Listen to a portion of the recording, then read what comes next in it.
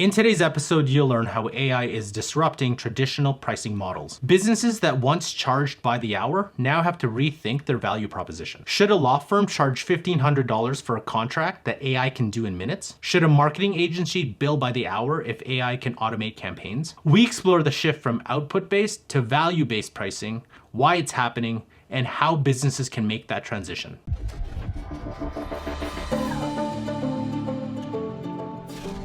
Welcome to the AI Accelerator for Business show, where you get the latest strategies, tactics, and information to get the business benefits of artificial intelligence. My name is Carl Ye, and I'm joined by my co-host, Jeff Bradshaw.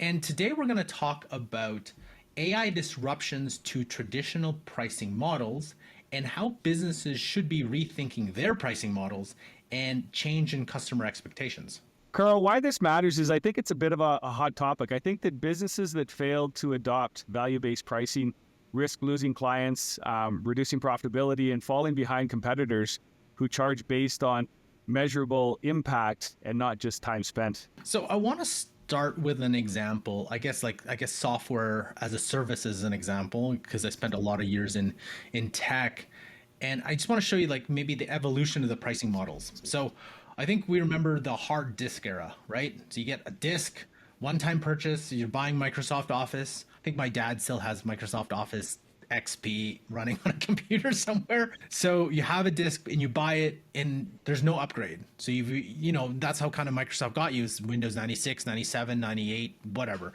And every year you'd have to buy the new version of Windows. I don't know if you remember those encyclopedia. I forgot the name of it. Oh, Encarta. Every year, Encarta 96, 97, 98, you had to keep buying I remember my dad kept buying them. And at least it's better than buying all the encyclopedias every year. Yeah, having to update that. So there's a hard disk era. Then there's the software as a service era, where you're buying subscription model. So Adobe, like any SaaS service that we use now, Dropbox, they still charge every month. You have to pay this, right? Netflix, whatever it is, you have to pay that model. I think we've moved into a little bit of the usage-based pricing. So AWS, cloud computing, even ChatGPT, if you use the API, so how much you use it, you got to pay.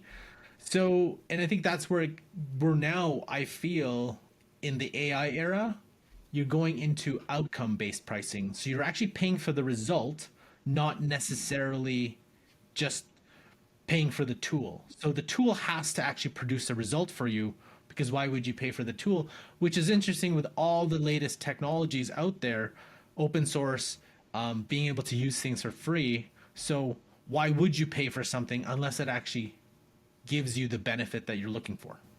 You know what, and I think that I'm a little bit older than you. So, I mean, I remember those days, and we had a software company back in the 90s. And I think the thing about it is that companies like Microsoft made massive amounts of money because they invested the time developing the product, but then every time they charged you $600 for, Microsoft Office, the only cost was like $3 for a CD they sent to you. It wasn't like a hard cost associated with it. So the more they sold, their margins just grew. And so that to me is value-based pricing, because the value of what you're able to use their tool for.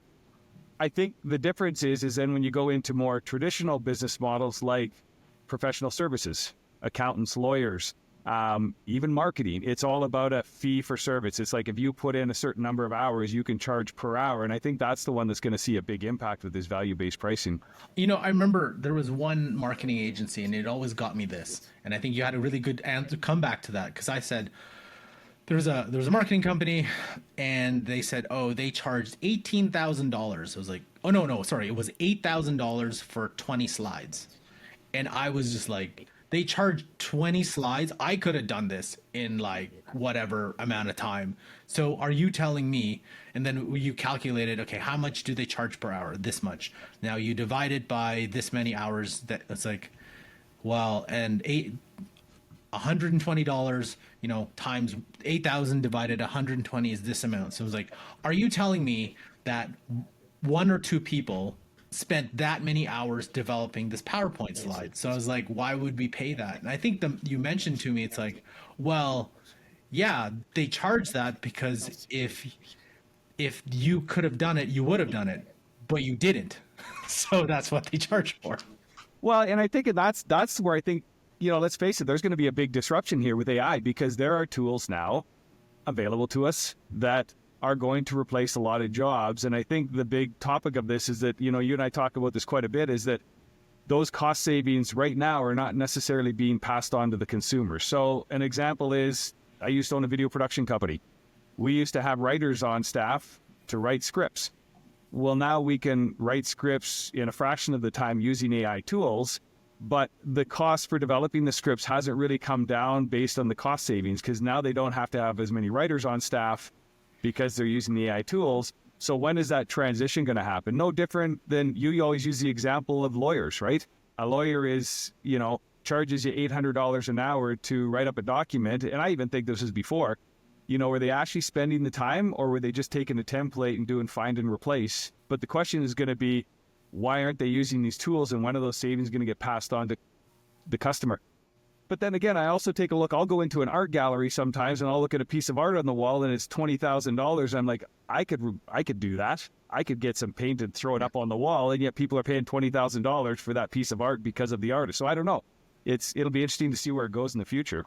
I think the difference is when we talked about, let's say, the PowerPoint or the legal document, we didn't have the skills or anything to create that. So we just accept that because that's part of the experience of that person, right? Not the same for art. Art's to me a little bit different because, I saw this it's really funny. So the whole art was someone taking running as fast as they can, and there's this whole gallery was packed. That person was strapped. It's like to me, it's like one of those sprint tracks where you run as fast as you can and the person let goes, and then you sprint. This person was trying to go as fast as they can to break this strap. How come they're dressed in a really interesting garb, and how come people are watching? Is this sort of like an athletic thing? It's like, no. The art of this was that person running, and it was funny because that person kept falling because the elasticity would bring them back, so it'd fall, and I'd just be like, this is ridiculous. And what was funny is once that person broke the strap, everyone clapped, and I was like, that was the art. And I was like, well, yes, that's art. I was like, and I was like, I could do that. And I could do it in one try, but I think it's the 3 or 4. Anyway, I'm getting off topic. I just thought that was the most hilarious thing I've ever seen. You know what? And I think I've told this story many a times, but I mean, I watched a documentary piece on 60 Minutes years ago, and it's about when they had the Sports Illustrated swimsuit model edition. Yeah. And they focused on this one photographer, and all the other photographers were using these great, big, massive cameras with big, huge lenses, and they had all the tools and the lights. And then they went to this one guy, and he had a little Instamatic camera, no big lens. He had these great big thick glasses on, and the whole story was on him. And they said, well, how do you compete? He goes, it's not about the tool. It's about who's behind the tool.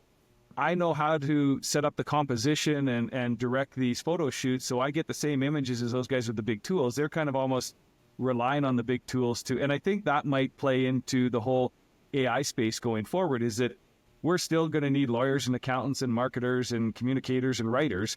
But I think it's going to be a matter of, again, it's going to be the ones who understand how to use the tools that are available to them, the AI tools that are available, to put out the better end product that are going to get paid. I think what's going to happen is those companies that are hacks, for lack of a better term, that are maybe have a marketing firm and they're really not that good at what they're doing, but people are just paying them because they need a service. I think those are the ones that are going to get weeded out, and those are the ones that have to kind of be looking over their shoulders to go, how do we adapt? For example, the marketing agencies or the law firms or accounting firms, right? My big question now is the expectation of people are changing. So they'll start expecting these companies, like, how come you aren't using AI? How come you're still doing that? Like, it's still a manual process for you? Why are you still doing that?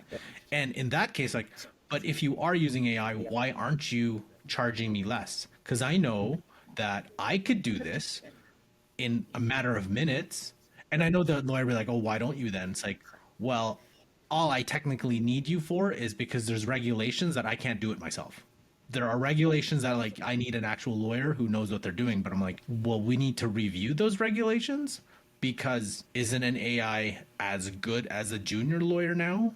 what does that mean for the industry as a whole? And I'm sure the lobbyists and the industry associations will fight tooth and nail to ensure those laws are going to remain in place, just so no Joe Schmo is going to have AI just doing all their legal documents and then going to court and be like, well, I want to meet Harvey, my AI lawyer, or Jill, my AI lawyer, and like having these weird conversations with an AI advisor during trial.